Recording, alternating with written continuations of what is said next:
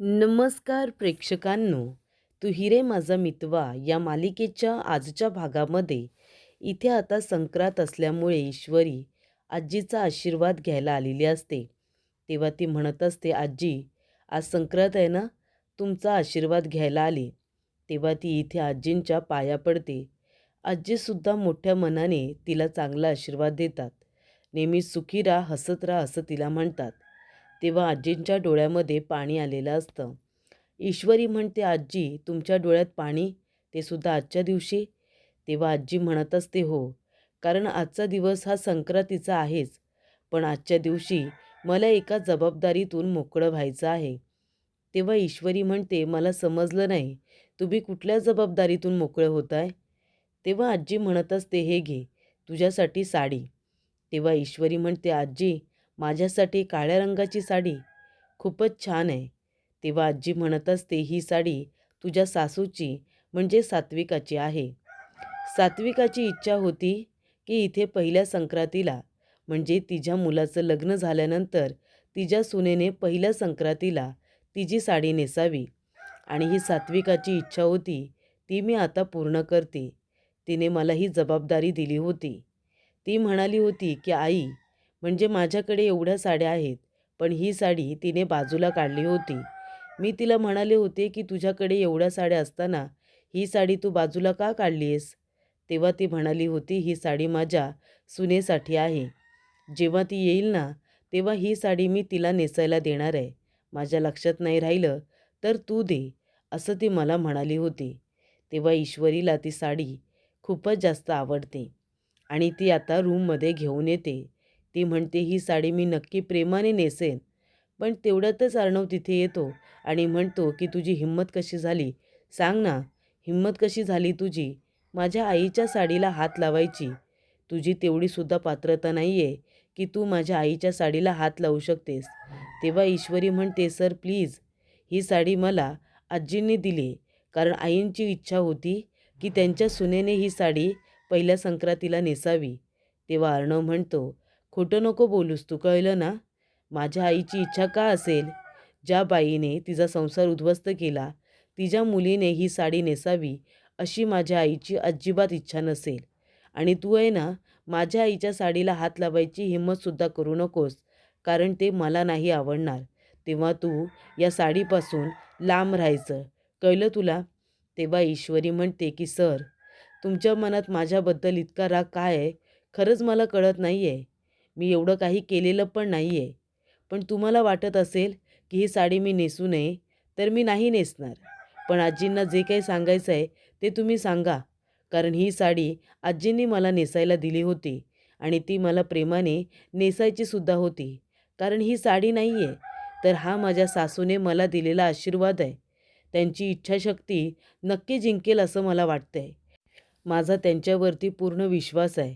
तेव्हा इथे आता अर्णव म्हणत असतो, पण एक गोष्ट लक्षात ठेव, तू या साडीला अजिबात हात लावायचा नाही, कळलं तुला? मला ते अजिबात नाही आवडणार. तेव्हा प्रेक्षकांनो, इथे आता नमू तयार झालेली असते. ती म्हणते, आई कशी दिसते मी? सांग ना.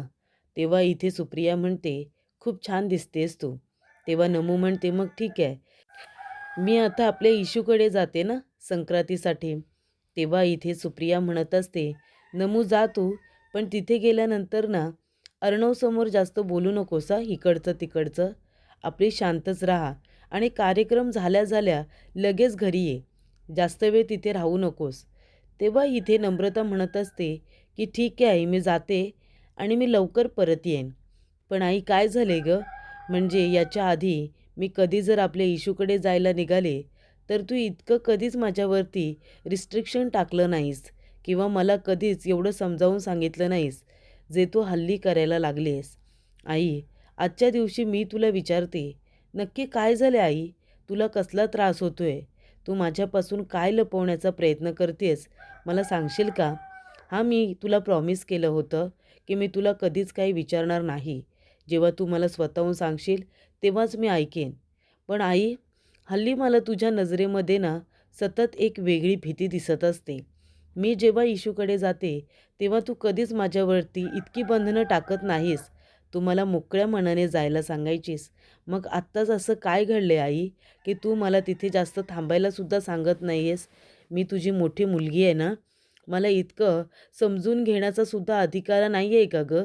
सत्य जाणून घेण्याचा अधिकार नाही आहे, की माझ्या आईला कसला त्रास होतोय?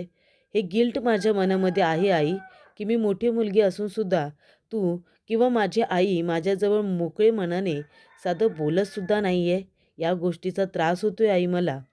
तेव्हा सुप्रिया म्हणते, "इशू, प्लीज नको त्रास करून घेऊ. हे बघ, मी तुला हवं तर आजच्या दिवशी प्रॉमिस करते. मी तुला एक दिवशी सत्य नक्की सांगेन. पण आत्ता सांगू शकत नाही आहे आणि आजच्या दिवशी तर नकोच नमू. मी तुला योग्य वेळ आल्यानंतर सगळं सत्य सांगेन." तेव्हा नमू म्हणते, "ठीक आहे आई, तुला सांगायचं नसेल ना, पण काळजी करू नको. हे सत्य मी कुठून ना कुठून तरी स्वतःहून जाणून घेणार म्हणजे घेणारच." तेव्हा प्रेक्षकांनो, इथे आता सगळ्याजणी काळ्या रंगाच्या साड्या नेसून तयार झालेल्या असतात. ईश्वरीला आजींनी बोलावलेलं असतं. तेव्हा ईश्वरी आता रंगीत साडी नेसलेली असते, पण वेगळ्या रंगाची. तेव्हा इथे आता आजी म्हणत असते, "काय गं ईश्वरी, मी तुला सात्विकाची साडी दिली होती ना, ती साडी का नेसली नाही आहेस तू?" तेव्हा अंजली म्हणते, "काय गं ईश्वरी, काय विचारते आजी? साडी का नेसली नाही आहेस तू?" ईश्वरी मात्र आता गप्पच असते. तेवढ्यातच तिथे अर्णव आलेला असतो. तेव्हा ईश्वरी अर्णवकडे आता रागानेच बघत असते. तेव्हा इथे आजीला समजतं, की कदाचित अर्णवनेच ईश्वरीला ती साडी नेसायला दिली नसेल. तेव्हा इथे आजी आता अर्णव आल्यानंतर म्हणते, "अर्णव, ती साडी आहे ना, मीच दिली होती ईश्वरीला. कारण का सात्विकाची इच्छा होती, की तिच्या सुनेने पहिल्या संक्रांतीला तिची साडी नेसावी आणि तेव्हापासून ती तिने जपून ठेवली होती. म्हणून मी ती साडी ईश्वरीला दिली होती. तुला काय गरज होती ती साडी ईश्वरीकडून काढून घ्यायची? हे बघ, आता बाकीचं तू बघ. पण मी सात्विकाची इच्छा पूर्ण व्हावी म्हणूनच ती साडी ईश्वरीला दिली होती. आता तुला विचार करायचा आहे, की ती साडी ईश्वरीला द्यायची की नाही. मी आता काही बोलणार नाही आहे." तेव्हा प्रेक्षकांनो, इथे खरं तर ती साडी आता ईश्वरीला सुद्धा नेसायची असते. अंजली म्हणत असते, "ईश्वरी, हे घे. हे आहेत तुझे हलव्याचे दागिने." आणि त्यानंतर इथे आता अंजली आपल्या रूममध्ये काम करत असते. तेवढ्यातच तिथे राकेश तिळगुळ घेऊन येतो.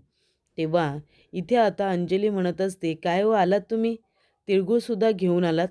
मला पण द्या तिळगुळ." तेव्हा राकेश म्हणत असतो, "हे काय करतेस तू?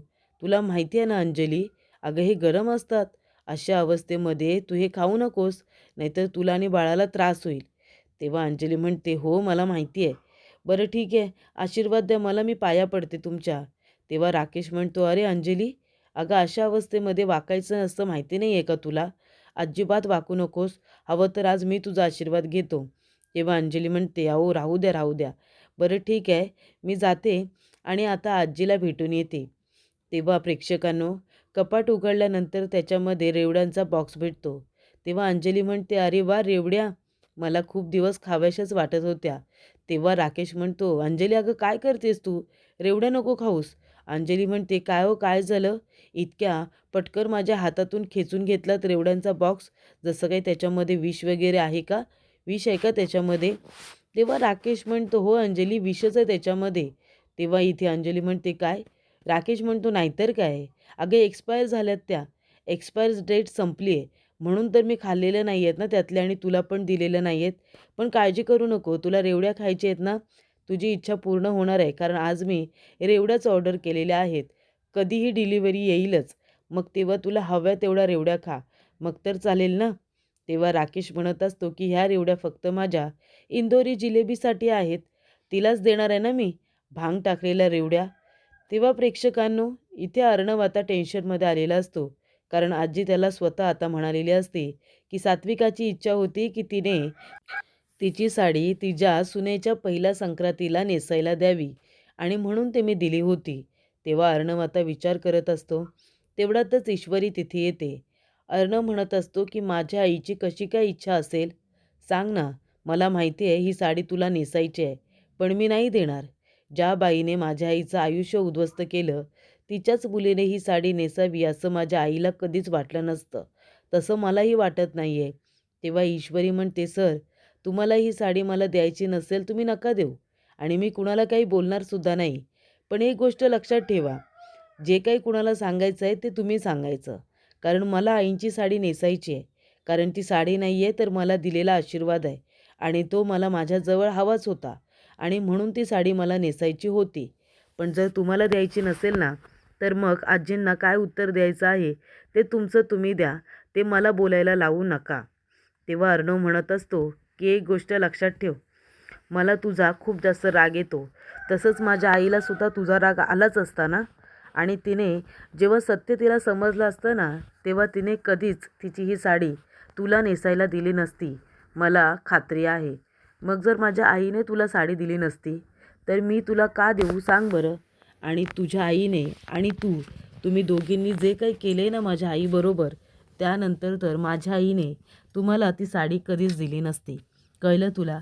तेव्हा मी सुद्धा माझ्या आईची इच्छा आता पूर्ण करतोय. मी तुला ती साडी नेसायला देणार नाही. तेव्हा ईश्वरी म्हणते, ठीक आहे सर, काही हरकत नाही आहे. मला ती साडी नेसायला खूप आवडली असती. पण आता मीच तुम्हाला सांगते, मी जर खरी असेल ना सर, तर ती साडी तुम्ही स्वतः मला नेसायला देणार म्हणजे देणारच. तेव्हा इथे अर्णव आपल्या आईचा फोटो घेतो आणि म्हणत असतो, की आई, हे कसं शक्य आहे? ज्या बाईने तुझं आयुष्य उद्ध्वस्त केलं, तिच्याच मुलीशी मी लग्न केलं. या घरामध्ये घेऊन आलो आणि आता मला सत्य समजलंय, की तीसुद्धा माझ्याशी खोटीच वागली. मग आता त्या खोटारड्या मुलीला तू माफ केलं असतंस का? सांग ना आई, तू तिला माफ केलं असतंस? तू तिला सून म्हणून स्वीकारलं असतंस? पण माझ्याने ते शक्य होत नाही आहे. तेव्हा तो आपल्या आईचा फोटो घेऊन आता आईजवळच बोलत असतो.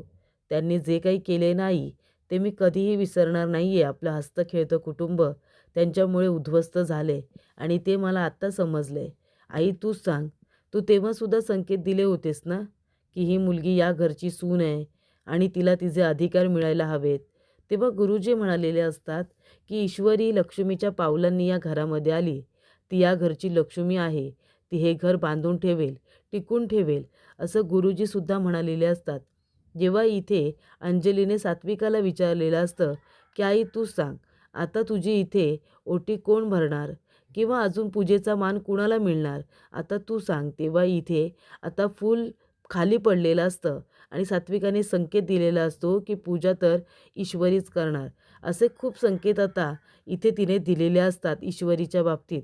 ईश्वरी सून म्हणून तिला आवडलेली असते आणि म्हणूनच सात्विकाने तिच्या बाबतीत आता संकेतसुद्धा दिलेले असतात. तेव्हा इथे अर्णवला कळलेलं असतं, की मी जो काही विचार करत होतो तो चुकीचाच आहे. म्हणजे जी इच्छा माझ्या आईची आहे आणि तिची इच्छा पूर्ण करण्यामध्ये माझ्या आजीची इच्छा आहे. त्यामुळे काही झालं तरीसुद्धा इच्छा पूर्ण होणं जास्त महत्त्वाचं आहे. तेव्हा प्रेक्षकांनो, इथे आता ईश्वरी रडत असते. कारण का तिला वाटत असतं, की अर्णव तिला साडी देणार नाही. तेव्हा ईश्वरी म्हणते, सर, तुम्ही नका स्वतःला त्रास करून घेऊ. तुमची इच्छा आहे ना, की ती साडी मी नेसू नये म्हणून? मग मी ती साडी नाही नेसणार सर. तुम्ही नका काळजी करू. आणि बाकीच्यांना काय सांगायचं आहे ते मी बघून घेईन. फक्त आजीला जे काही सांगायचं आहे ते तुम्ही सांगा. बाकीच्या लोकांना मी घेईन समजून. तेव्हा प्रेक्षकांनो, अर्णव म्हणतो, की 1 मिनिट थांब. कपाट उघडतो, त्याच्यातून साडी काढतो आणि म्हणतो, हे घे. माझ्या आईची इच्छा मी पूर्ण करतोय आणि आजीची सुद्धा. आजीची इच्छा आहे की आजच्या दिवशी तू ही साडी नेसावी. तर मग तू नेस. तेव्हा प्रेक्षकांनो, इथे आता ईश्वरीची इच्छा शक्ती ही जिंकलेली असते.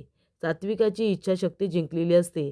कारण अर्णव आता खूपच प्रेमाने स्वतःच्या हाताने ती साडी ईश्वरीच्या हातामध्ये देतो आणि म्हणतो, घे, माझ्या आईची इच्छा मी पूर्ण करतोय, तुझी नाही.